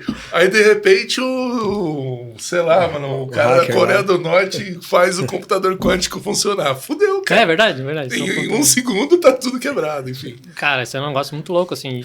Você pega banco, especialmente, a quantidade de ataque que ele sofre... A TOTS, eu não lembro qual era o número, assim. A quantidade de ataques diariamente que você recebe desse tipo de empresa é absurdo. Então você recebe ataque diariamente. Caramba, que legal. Quanto você se defende disso... Os bancos têm muito isso, a TOTS tem muito isso. A Amazon, os caras devem ter uma segurança de cyber muito, muito violenta. Então, assim, você tem que estar preparado para isso e por trás depois, cara, como é que você vai mitigar quando acontecer? Porque você tem que se preparar muito rápido e também a parte governamental. Porque, que nem a gente, né, dentro do contexto de governança e compliance, a gente está falando com IA, vai ter desenvolvimento de solução. Pô, hoje você vai lá no Copilot lá, eu brinco, inclusive, né, eu conto, né, essa solução aqui que a gente está vendo aqui, eu fiz com 2 prompts. Eram prompts grandinhos, meio direcionados, mas com 2 prompts saiu essa brincadeira. Eu não programei. Agora, será que num ambiente de produção ela está atendendo o compliance dentro da minha esteira? Será que aí... como é que vai ser? Aí vai ter uma IA que vai ver se tem o compliance? Exato. É curioso isso daí, A né? governança corporativa em cima desses processos são muito complexos. Tem um tema que eu acho que sim, foge um pouquinho, mas que eu gosto muito de falar. Está muito ligado ao LGPD, né? Eu trabalhei na TOTS, na preparação dos produtos do software da TOTS para ficar em compliance LGPD. Então, eu conduzi um roadmap de mais de 100 produtos para a gente conseguir deixar o software compliance para que o cliente ficasse compliance. Então, assim, entendi. Né, você tem se ele usasse uma solução da TOTS que não fosse, logo ele não estava. Exato, então eu trabalhei muito em cima disso. E aí você tem um contexto que a gente fala que é o privacy by design, né? Então, assim, você tem que construir o seu produto garantindo a privacidade de design de dados como na construção, né? E quando você vai construir software, eu vivi isso nesses últimos anos, você tem uma ideia genial, você vai consumir dados de pessoas, você tem que pensar como é que você vai consumir esses dados de pessoas lá no começo, porque senão depois você constrói tudo e na hora de lançar... Não, e depois você não pode remendar, né? Exato, então assim... Enquanto encarece mais ou menos, não em dinheiro, mas assim, baseado na sua heurística, na sua experiência, eu vou fazer uma solução simples e, pô, ó, que legal. Saiu do ponto A, foi pro ponto B. Não, agora eu vou fazer do ponto A pro ponto B, mas verificando a questão de compliance com a LGPD e da... É o quê? Quantas vezes mais custoso é isso? Não acho que é mais custoso, porque no fim, se você pensar by design, né? Se você começar a construir e depois olhar para isso, aí você vai ter que reconstruir. Mas se você começa a construir o produto já pensando nisso, putz, como é que você vai? Você vai ter uma criptografia diferente, você vai ter... Às vezes fica até mais barato, porque a gente se vicia em... Cara, vamos ter todos os dados possíveis. Você não precisa ter todos os dados possíveis. Essa é boa, entendi. Cara, eu quero pedir CPF, quero pedir RG, quero pedir e-mail. Você precisa desses dados? Não, então não pede. Certo. Cara, põe os dados que você precisa. No fim, você vai... Essa questão do compliance é uma certificação, por exemplo, pode forçar você a falar, cara, tira isso daqui e o que sobrou, cara, já era. E você vai ter que anonimizar ou, né? Então, assim, na hora que você anonimiza os dados, você já não vai precisar ter, sei lá, 1 milhão de linhas lá de nomes. Eu não preciso. Eu vou ter 400 linhas de um lugar específico. Então já vai manter a porrada de dados. Então, no fim, às vezes pode sair mais barato, dependendo de como você arquitetura o software. Mas a arquitetura, o design principle aí é chave. Mas, sim, e eu tive um caso que, né, tive discussões acaloradas na empresa, né, que na época, não na TOTS, em outra empresa, eu estava como liderando a construção da privacidade de dados da empresa, depois eu passei para uma outra pessoa, e a empresa queria construir um produto que, para mim, não era compliance LGPD. Sim, se você quiser construir, você constrói. Mas eu, Elton, na época, como DPO, falei, eu não assino para esse produto como um produto compliance LGPD. Se você quiser lançar, você vai lançar por sua conta e risco, mas ele não está... Por conceito dele, não era questão de tecnologia, era por conceito. Eu teria que usar dados pessoais, né, para tirar valor dele depois. E aí, no fim, a gente inviabilizou. A gente não construiu o produto, porque não ia ter como fazer. Aí, no fim, acaba indo um pouco por essa linha de não gerei o dinheiro que eu queria, né? Vamos descobrir aí qual que é o... Ó, eu tô empolgado, tô comendo, tô com a Coca-Cola, se deixar que eu vou mais 5 horas, tá? Tá tranquilo? De boa. Tá boa? Tranquilo. Tá curtindo? Tranquilo? Eu tô curtindo. Muito bom, muito bom. Vamos pro próximo tema aí. Esse daí, vamos pular, velho. Qual que é? Vamos pro próximo aí. Deixa só um gancho. Vamos pular, mas, Elton, quando você foi pegando data analítica aqui, quando você deu aula na USP lá, Pô, tu também deu aula, cara? Deu. Pô, esse gancho é bom. Mas a minha pergunta é bem simples, vai. Não, pode ser complexo, não tem problema. Qual matéria que você deu naquele momento que hoje já não existe mais ou não faz nenhum sentido e qual que entrou aí? Num tema que é relevante para os alunos? Eu acho que, acho que o tema que eu dei ainda é extremamente relevante, mas a tecnologia já não mais, né, que a gente estava falando agora. Eu, como eu falei, fui para o MIT, depois estava vindo o tema do Big Data, então a consultoria que eu trabalhava ajudou a construir o curso de pós-graduação em Big Data lá na USP. Que legal, cara, isso daí. E aí eu dei aula na primeira turma, depois eu acabei não seguindo, e eu dava aula de arquitetura para computação distribuída, ou seja, eu ensinava Hadoop, né? Então, isso hoje ainda faz sentido no mercado, com Big Data, com computação distribuída. Só que ninguém mais usa Hadoop. É isso que eu ia falar, né? Todo mundo por trás. Agora usa a plataforma, usa a AWS, usa a Databricks, que por trás é Hadoop. Mas hoje já não é mais tão difundida porque comercialmente se empacotou de uma forma melhor, né? Então acho que vai nesse sentido. Muito legal. Que top aí você trouxe essa questão né, da docência e tudo mais. Essa parte de você ter dado aula surgiu era um desejo assim mais assim, vamos dizer assim, histórico, tal, tipo, bom dia, eu quero dar aula, ou isso surgiu dado os resultados que você estava tendo e falou, pô, isso vai me complementar? E o que adicionou na sua vida profissional o fato de você ter dado aula? É uma coisa bem, assim, acho que tem um contexto profissional ali de ter relação e fazer sentido no momento. Mas é um negócio bem engraçado, assim. Eu me provoquei... eu estar aqui falando com vocês num podcast há 20 anos atrás não existia essa possibilidade. Eu sou um cara extremamente tímido, não sabia falar em público, eu tinha uma dificuldade gigantesca para apresentar um trabalho na escola. Pô, parabéns, cara. Tu superou. Aí, Passou de ano. Eu preciso vencer essa barreira se eu quiser crescer na carreira, né? Sair do técnico para gestão. Aí eu comecei a dar uns treinamentos nessa empresa que eu trabalhava. Ah, que legal. Aí eu falei, putz, eu quero me provar. Vou dar aula em algum lugar. Aí no fim surgiu a USP, né? De cara fui dar aula na USP. Aí como o cara não manja muito, toma a USP aí Sim, pra... toma a USP. Aí depois fui dar palestra e tal. Mas eu assim, tentei mas foi uma colocar forma de ele na vencer. NASA, mas aí ele não conseguiu passar na NASA. Eu queria que ele fosse mais longe. Tentei pra Singularity Universe lá passei na primeira fase, mas depois não entrei. Isso lá atrás, uns 10 anos atrás, acho. Lembro. Eu liguei lá pra... Obama, Queimei né? um cartucho, falei com o Obama, mas o título... o Elton não foi aprovado, ficou em segundo lugar. Ficou em segundo, só o primeiro passava. Mas foi um negócio pra vencer uma barreira minha que eu tinha, assim. Depois Que eu comecei legal. a palestra e tal, dei palestra lá no TDC, lá em Floripa pra 200, 300 pessoas. Daí, putz, aí eu consegui, participar de um podcast. Como executivo, cara, você precisa falar com um monte de pessoas, Sim. falar de movimentos culturais, tá? Então, assim, isso me ajudou muito na minha Não, e carreira. é importante, pô, eu fico feliz, né? Porque é notório, né, que você tem bastante conhecimento e, cara, compartilhar o ponto de vista e tudo mais eu sou muito crítico, né, dos ensinos atuais em relação ao mercado, o que precisa ou não. E tem alguém que é do mercado, que tá tomando porrada aí, sei lá, Com certeza. tomou porrada de manhã de tarde, à noite vai ensinar a galera e traz a realidade. Sim. Acelera Total. o resultado para todo mundo. E acho que você também, né, deve ter colhido ótimas experiências. Não, com certeza. Você faz network, você tá sempre aprendendo. Então, né, aquele negócio do... Quando você tá falando, você tá trocando ideia, você tá aprendendo também. Então, isso ajuda bastante. Que muito bom. Saiu um tema ali, orçamentos e investimentos, né? Questão de...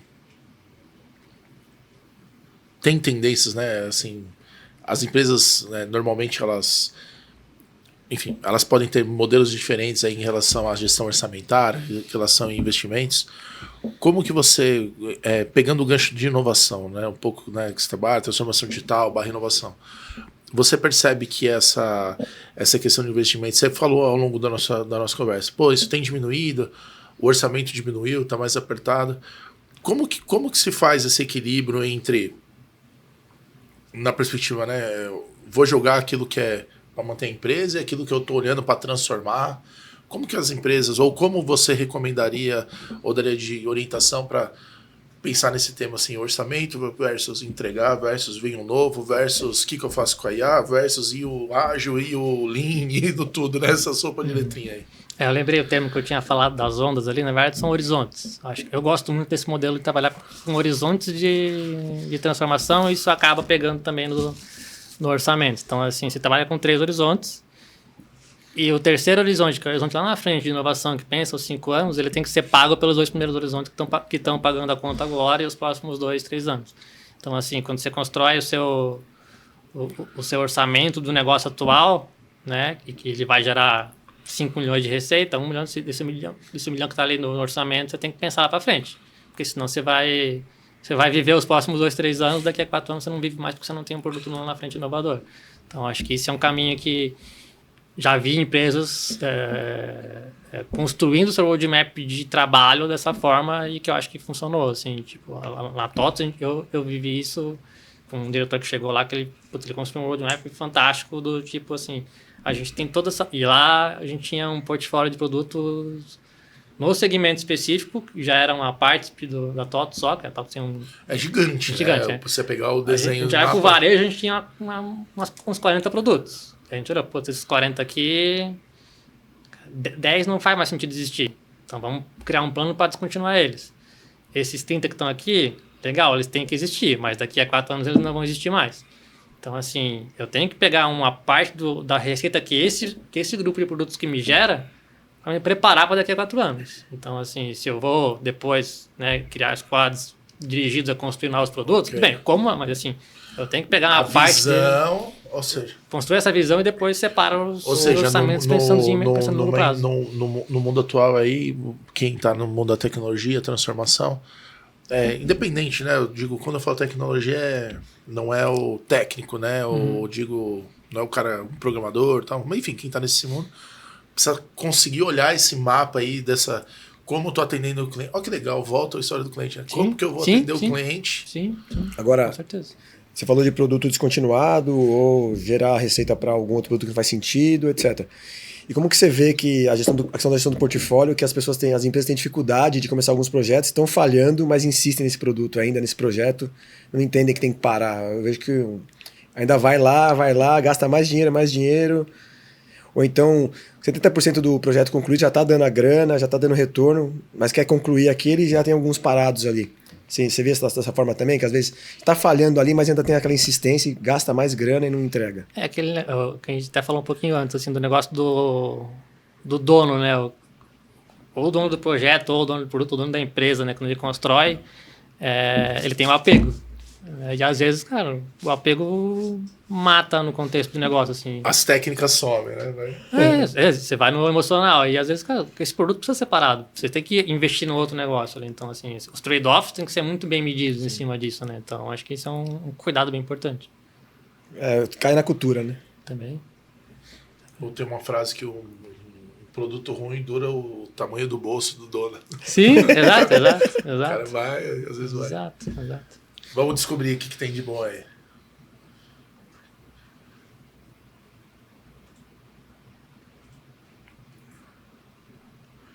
Arquitetura corporativa e tecnológica. Isso aí acho que abordamos bastante. Tem alguma pergunta desse tema aí? Não. Acho que a gente passou. Sim, eu acho só um ponto assim que como hoje a gente tem uma infinidade de possibilidades de como construir, de como comprar, cara, isso ter uma arquitetura e ter gente andando para isso de forma ampla, acho que é extremamente importante, assim, né? Tem tanto acesso a tantas coisas que gera um pouco de complexidade para administrar isso. Então, essa parte de arquitetura é bem importante. Acho que isso é um ponto que a gente acabou não falando tanto, mas que as empresas precisam cuidar. Você disse, ok, entendi. Na parte de como a parte de tecnologia mapear e administrar esses domínios isso, e administrar ao longo do tempo. Aí, até com uma governança. Até com governança, conecta com a governança. Vou comprar, não vou comprar, vou conectar, não vou conectar. A carreira de governança e arquitetura, porra, né, cara? Quem manja fazer isso aí raramente fica desempregado, né? Exato. Tem gente que nem... Assim, é até engraçado, porque tem empresas que não sabem que precisam disso, né? Cara, nunca vi. Ainda não entendeu que isso é importante. Nunca vi, viu?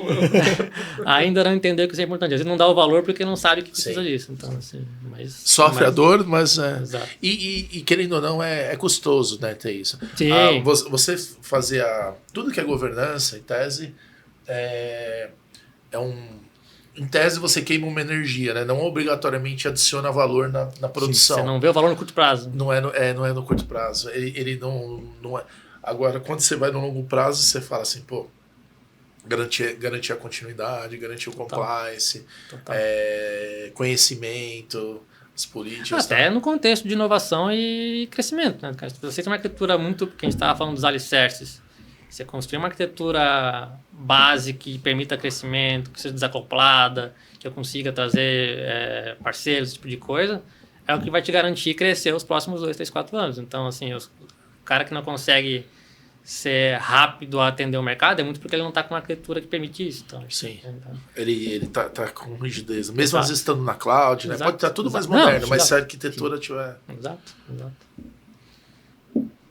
Quer encarar mais alguns aí? Podemos, de boa. Tranquilo. Chefe, só lembrando. 2h30 tem outros convidados. Que horas são agora? Que horas são? Relaxa, meio de 40 aí. Tá tranquilo.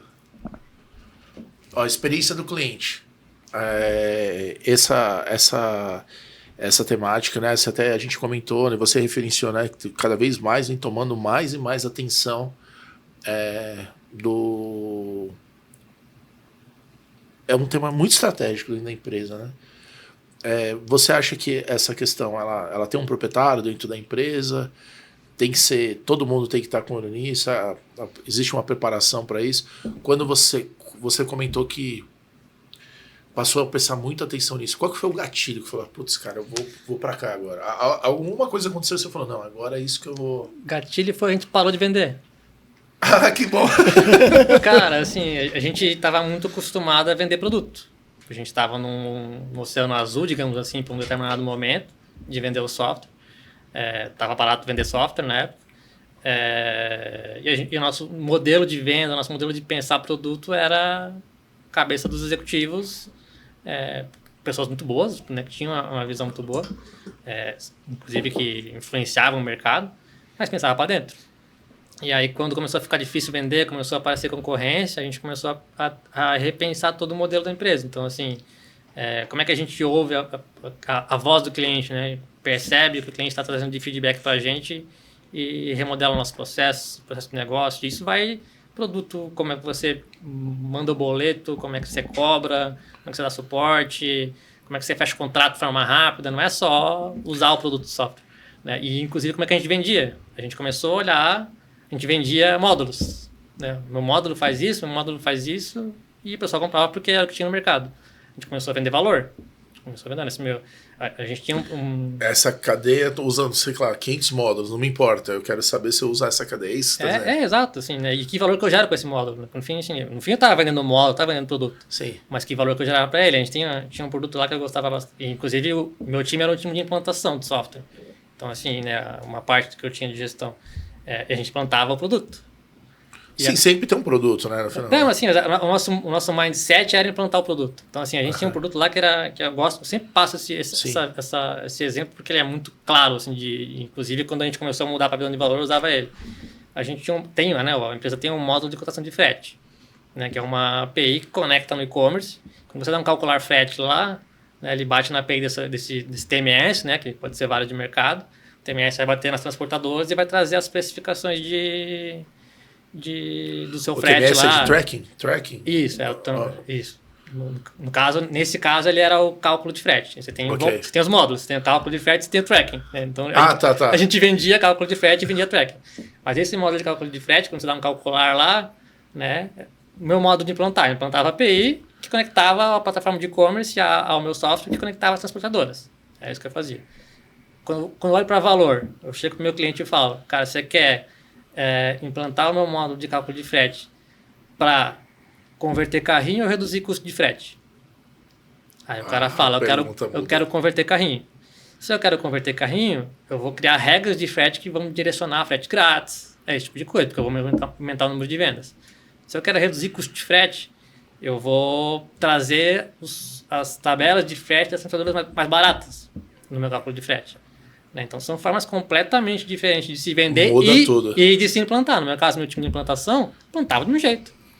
Então, a gente começou a discutir isso e falar, se o cara quer reduzir o custo de frete, então, a gente vai trabalhar isso com ele. Os pesos definiam rumos diferentes. E até como você faz o assessment com o cliente, tanto na venda quanto no processo de implantação. Então, aí, isso mudou a jornada, entendeu? E aí, pegando esse exemplo seu, isso é algo que assim, legal, a gente fez isso, executa...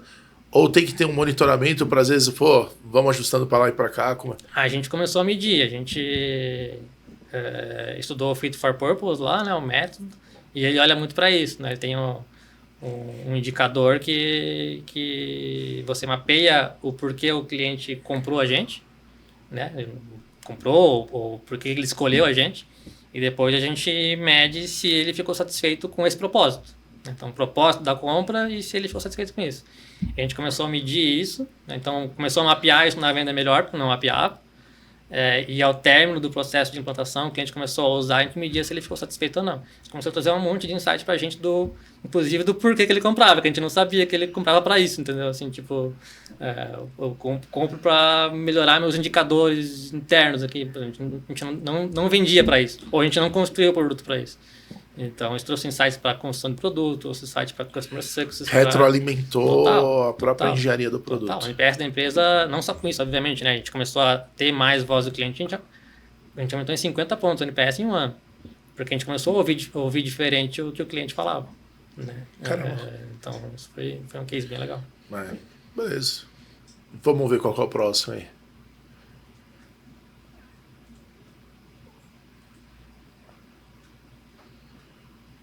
Agilidade e métodos ágeis. A gente falou muito da questão da inovação e você até citou algumas práticas aí, né? Agora, né, que a gente está conversando. A gente fala da inovação ser uma área, né? A gente viu um grande boom aí, 8 anos para cá, até mais, né? Mas uns 15, mas 8 anos para cá bastante. E aí, toda a empresa basicamente formou lá uma área, né, de agilidade e tudo mais. E essa tendência muda um pouco e você acha que é porque, enfim, o tema morreu ou porque ele já começou a enraizar de fato e não precisa mais ter área? Eu acho que é o amadurecimento. Como que a gente estava falando da inovação, de ter uma área de inovação para depois difundir para a cultura, a mesma coisa vem para agilidade, o contexto. Primeiro, a gente tem pessoas que não conhecem o método, então a gente precisa trazer pessoas que vão aqui dentro de casa difundir como deveria ser, as melhores práticas. Aí, no fim, não é uma área, né? É uma linha de conhecimento. Então, assim, e ela por si só, ela gera valor, ou ela por si só paga a conta que deveria? Talvez não. E aí a gente começa a internalizar nos outros papéis. Então, assim, as pessoas precisam conhecer. Assim, eu até faço um paralelo com gerenciamento de projetos lá atrás, né? Eu fiz minha certificação PMP lá em 2008. Era a mesma coisa. Primeiro construiu-se gerentes de projeto e depois a matéria de gerenciamento de projetos se tornou importante. O gerente de projeto talvez nem tanto. É a mesma coisa aqui. A matéria agilidade, o contexto de agilidade, os frameworks, eles são importantes, mas ter a figura talvez nem tanto. Então, um tech manager tem que ter esse conhecimento. Mas talvez não precise ter um tech manager ou um Scrum Master por conta disso. Você vê já que, né, nas altas lideranças esse não precisa ser um domínio para ficar dando aula e tal, mas essa disciplina já está embarcada já na turma já? Pior é que eu acho que eles estão fazendo esse movimento sem estar embarcado ainda. Assim, eu acho que tem muita gente que realmente conhece, mas aí talvez no nível de alta liderança eu acho que ainda tem muito pouco conhecimento sobre, né? Eles vão muito pelo que o mercado faz e segue o fluxo. Acho que quem executa o nível de gerente, de coordenadores, acho que eles tiveram que aprender na marra e conheceram e viram valor, né? Porque tem valor, tem um grande valor.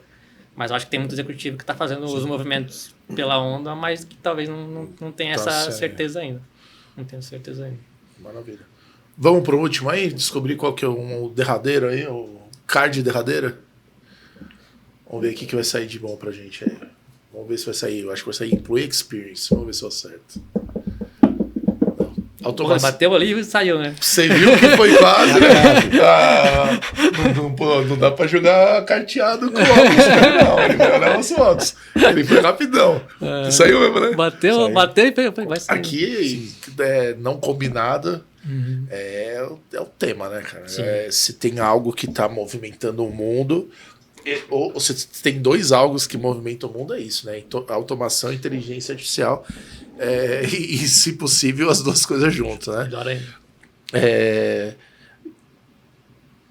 Aonde você acha que vai parar? Como que vai ser o processo? Tem um early adopter? Fica de boa ver o que está acontecendo e vai neutralizando. Se você estivesse gerenciando uma grande empresa, como seria a sua postura em relação a essa temática, junto com os seus líderes para orientar aí a empresa inteira? Estou vendo assim, né, participando bastante de eventos e tal, e conversando com pessoas na área, né, no contexto, que eu acho que um movimento que eu acho que faz sentido, assim. A gente precisa criar uma cultura de dados, antes de tudo, né, que a gente estava falando, do alicerce dos dados. Mas IA já está aí e já dá para tirar valor. Então, assim, o que eu vejo muito de estratégia de inteligência artificial nas empresas, né, porque está se criando estratégia de inteligência artificial e de dados, você tira um valor rápido com IA generativa e você cria a cultura de dados nas pessoas com IA generativa, né? Porque você consegue automatizar pequenos processos, você consegue melhorar o dia a dia da pessoa que ela não conseguia ver, né? Com o ChatGPT ali, com automatização do documento, coisa assim. Mas o que realmente vai gerar valor do ponto de vista de receita de grande massa não é com IA generativa, é com IA tradicional. E aí você vai ter, só que são projetos mais longos. Você vai ter projetos de machine learning, projetos com tecnologia que não é o básico do GNA, ali por trás, com arquitetura, com base de dados grandes, que essas vão trabalhar muito no contexto de eficiência operacional, por exemplo, que a gente estava discutindo antes. E aí ela vai ter uma economia de escala gigante, ou de economia de recursos, ou de melhorar a experiência do cliente, mas elas são maiores, mais alicerces, mais estruturantes. Vai trabalhar com duas frentes, uma mais de cultura. E vai nascer uma nova área, então, dentro da empresa? Agora tem um novo Chief, né? Chief AI Officer agora, né? Então, assim, tem esse cara também. Já foi declarado? Já tem algumas pessoas que são Chief AI Officers, né? Que essa área que vai trabalhar com Machine Learning integrada ali vai ser uma área nova. Eu vejo que muita empresa vai criar uma área. Acho que, na verdade, já tem, né? Assim, falando das empresas maiores, né? Falando das empresas de setor financeiro, você tem... Quem já tem dado muito avançado já tem, né? Você O tem cientista de a dados. área Né? de dados, que tem ali o Chief Data Officer está virando Chief AI Officer, né? Então, assim, ele tem a área de engenharia de dados, que é o Você alicerce. percebe isso? Sim, Que Data AI. Eu vejo muito amigo meu que tá porque tá tá com Data chapéus. AI. Entra com Data AI. não os tem dois. como, porque, assim, é o ponto que eu falei, se você quer trabalhar só brincar com IA generativa, beleza, pode, não tem problema, tem empresas menores que não têm Necessidade capacidade ou financeiro volume para e poder tal. trabalhar com machine learning, Sim. né? E vai brincar com IA generativa e vai resolver um monte de coisa. Mas empresas maiores, eles vão ter os quick wins com IA generativa. E empresas maiores já fazem IA, né? Então, assim, já tem a área de engenharia de dados e a área de data science que trabalha isso por trás.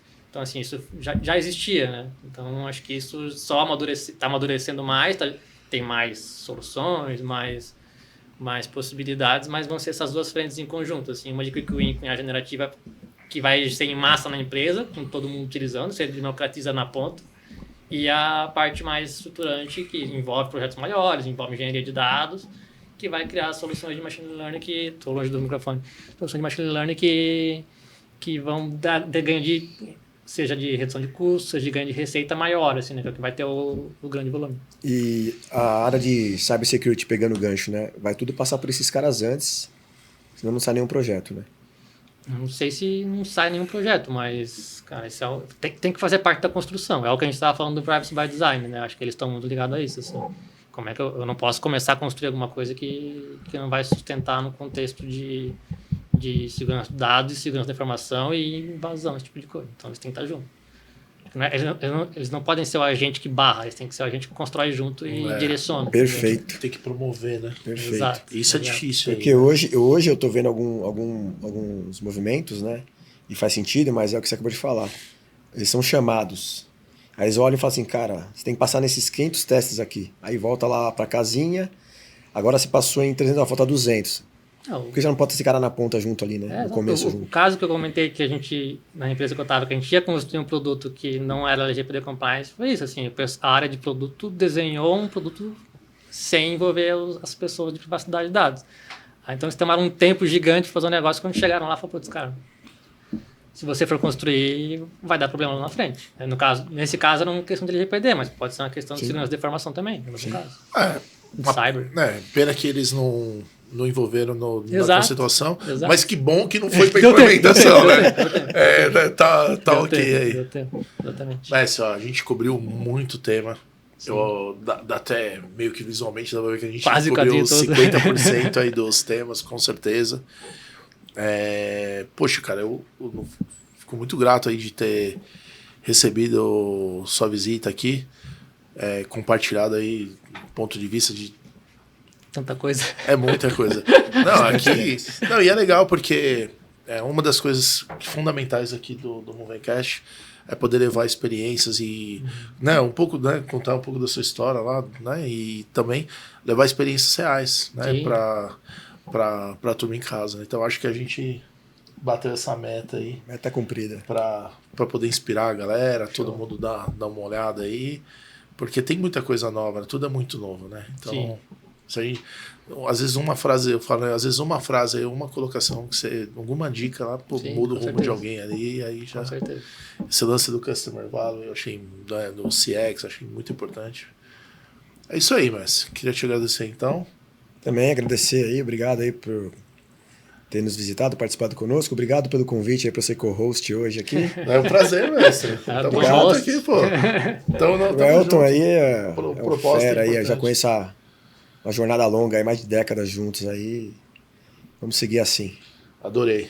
Legal, cara. Mas Agradeço bastante o convite, acho que é bem legal ter essa troca. Quem quiser te encontrar para dar uma palestra, para tocar um papo, para formar rede social, como que a galera te encontra aí? Como que é? Cara, meu LinkedIn, você me pegou desprevenido, eu acho que é Elton Conceição. Elton Conceição no LinkedIn, lá pode me adicionar, eu estou total à disposição.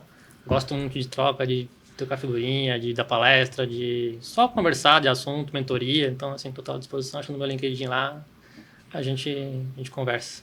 Maravilha. A gente vai adicionar quando publicar, a gente põe lá as informações para a galera alcançar e vamos ver aí qual que é o alcance. Espero que seja bastante. Bacana, bacana. Fechou? Obrigado. Fechou, valeu. Valeu. Galera, recebemos o Elton. Foi um momento fantástico aqui. Muita informação legal. Discussões de itens fundamentais aí no mundo de negócios hoje em dia. E vamos ver o que vem pela frente aí, né? Porque cada dia tem uma sopa de letrinha nova, tecnologia nova. O ponto é manter tudo, os fundamentos e ir caminhando aí de uma forma bem estruturada e planejada ali, como você comentou, né? De horizontes, a importância maior da temática do que às vezes um papel, alguma coisa, Sim. E aí ajudando a empresa a ir para frente. Trabalhe com as suas restrições, né? Tenha em mente aí os prós e contras e bola para frente, né? Não pode parar. Sem medo, cara. Muita coisa acontecendo, mas sem medo. Tá todo mundo Isso aí. no mesmo barco. Falou, galera. Tchau, Valeu, tchau. gente.